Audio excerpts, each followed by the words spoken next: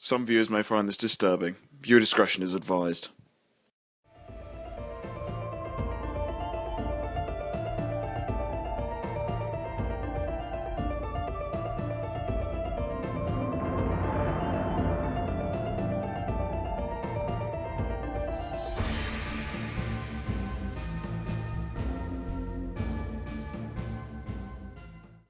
If you've watched my Time Twister review, you know that I've decided to come to terms with my anger. A lot of the times it has been unwarranted, and I plan to rectify it as much as possible. Now, I'm not going to re-review every single thing that I had to freak out over, that'd be totally ridiculous and take up way too much time, but I'm going to try to fix the things where I went above and beyond, and certainly crossed the line, undisputably, usually resulting in me attacking the writers. Otherwise, I'm going to update reviews that are outdated, where logic isn't entirely there, or my arguments needed to be stronger. And let's start with perhaps my most infamous case of both of these, my Pet Sitter Pat review. One thing that you're going to have to know, though, is that although I am going to try to stay calm reviewing these episodes again, my opinions, by and large, have not changed. Pet Sitter Pat is still my least favorite, or most hated, whatever you want to call it, episode of SpongeBob. When I originally saw it, I was so disgusted and enraged that I hastily made a review in less than 4 days, in what turned out to be a badly made excuse to call out one of the writers personally. You could say that it was a dash of overreaction. It went all the way up to rebutting to his Twitter feed, and that led to a lot of people harassing him on Twitter. Yeah, let's get this out of the way. Don't do that.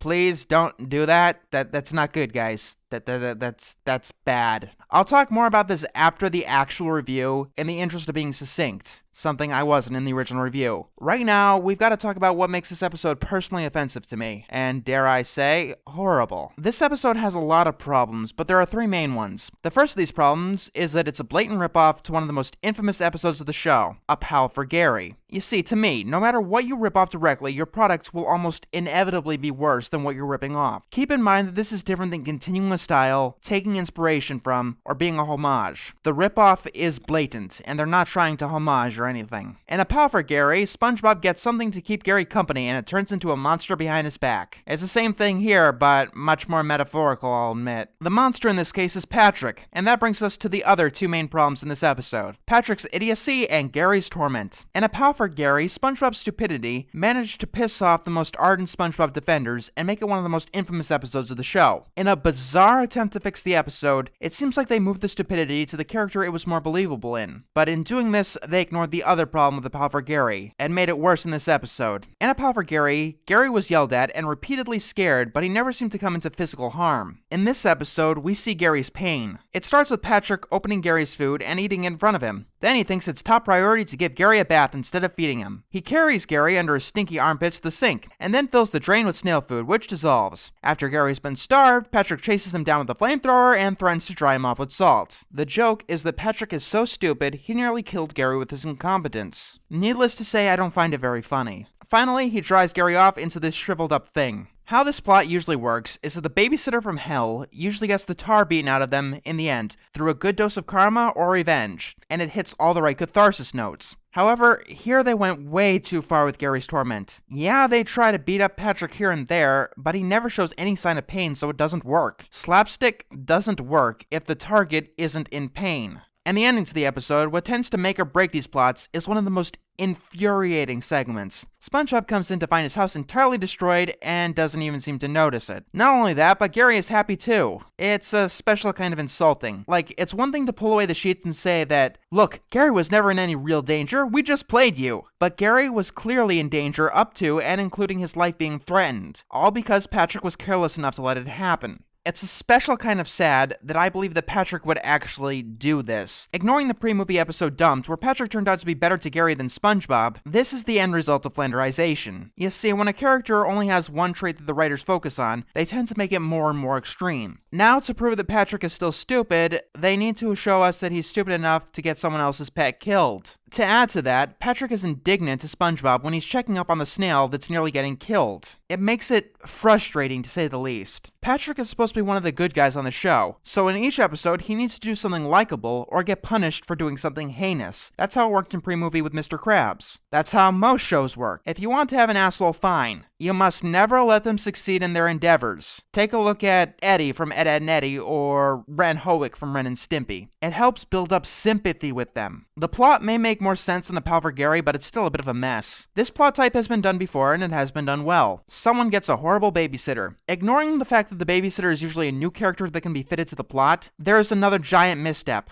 Gary doesn't have any ability to fight back or object. Normally in this type of story, it's a child, and they don't take this babysitter lying down. Yeah, Gary tries to fight back at the beginning, but it barely affects Patrick, and he stops fighting rather quickly. You know, when the flamethrower comes to town. It's almost like the episode is saying that Gary is the antagonist of the episode. You know, like those classic cartoons where the baby escapes the house and the babysitter needs to chase them down before they get hurt or something. Needless to say that I do want Patrick to succeed in his pet sitting, but to make that story work correctly, you've got to have his torment come through no fault of his own. Even with the plot mostly cohesive, the ending still comes out of nowhere. It's like ending a story about a world war with everyone lived happily ever after. That's just not the way it ends. Gary should not be happy with this, to say the least, unless he's been brainwashed or something. And even in that case, SpongeBob should know that his house has been destroyed and think that something is up. Then again, he didn't in the Pal for Gary, so maybe I can let it slide. Nothing in this episode is funny except maybe Patrick asking SpongeBob if he was going off the grid in a what the fuck kind of way. And it quickly goes to uncomfortable levels from there. This plot can only work when we know that the babysitter isn't going to kill the thing that they're watching, something this episode actively goes against. I don't know who I'm supposed to be rooting for. I mean, I know who I am rooting for, but the episode never makes it clear if the point is that Patrick is a terrible pet sitter or he's supposed to learn something. The episode points to the former, but the ending points to the latter. Even if those things were fixed, Gary's pain is still too uncomfortable to watch. Beyond the obvious examples of Gary nearly being killed with salt and chased down with a flamethrower, there's a way to be over the top and there's a way to be sadistic. This is just sadistic. Even in a cartoon, it's disgusting to see an animal be treated this way, at least one that isn't anthropomorphized, because they can't reasonably fight back or object. Although, even if you're doing this with a child, you have to still be very careful and tone it back. And that's the review that I should have made in the first place. I should have waited until I calmed down and could address the episode rationally. A spur-of-the-moment anger is an explanation of what I did, but it's not an excuse. There is no excuse. It's one thing to call out the writers by name. It's an entirely different thing to reveal their Twitter feed and almost give a rebuttal to a commentary that quite honestly came spur of the moment. Not that I should be calling out the writers personally either. Not only is what I did beyond unfair, but it also led to people going onto the writer's Twitter profile and harassing him, which is the reason that I am not giving out any names in this apology. It would just rekindle any damage that had already been done and kind of break the point of redoing this review. Not only that, but over half of the original review was just spent bashing him. This was inexcusable, and I do want to thank the people who reasonably called me out on it. I could say that I wasn't aware of what an internet following could do back then, but no, I should have known better on every single level. I should have been smarter, I should have been more considerate. Beyond being just mean-spirited and causing strife to a person who didn't deserve it, I've regretted doing similar shit in the past. Also, there's the little ironic fact that calling out a writer like that contradicts some of my own opinions and views. I am a firm believer in death of the author. Calm down. Death of the author is a term that means the author's interpretation of his or her own work is just as valid as anyone else's. No less, but no more either. This is one of the reasons that I point out unfortunate implications that a writer didn't see. It shouldn't have mattered to me personally what the writer of this episode thought of his own work. Usually the death of the author refers to things on the more artistic fringe, but it can also refer to character interpretations or how we're supposed to see a character in a particular episode. Here's another belief that just so happened to slip my mind in my outrage. Good people can make bad art, and bad people can make good art. Your ethical center has almost nothing to do with how good or bad your art is. Not to mention that actions or products can turn out entirely different than one's intentions. Speaking of that, it's easy to say, I was stupid then, but I'm smarter now. We've all said that plenty of times, but I want you guys to keep me in check directly. Yes, if I ever do something so stupid as this again, please call me out on it. Keep in mind that I'll still say that the writing or the story of the episode is bad and the writers shouldn't have done that or whatever, or point out implications that the writer wasn't thinking through. That's what being a critic is. It's what I'm supposed to do. What I'm not supposed to do is call out someone personally or directly. Speaking of coping though, join me next time when I talk about anger issues in my re-review of Putting Your Hoof Down.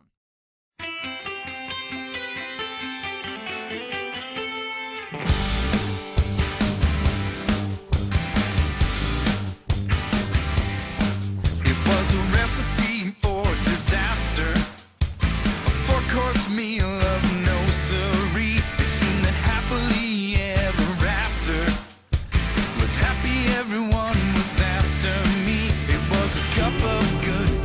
intentions.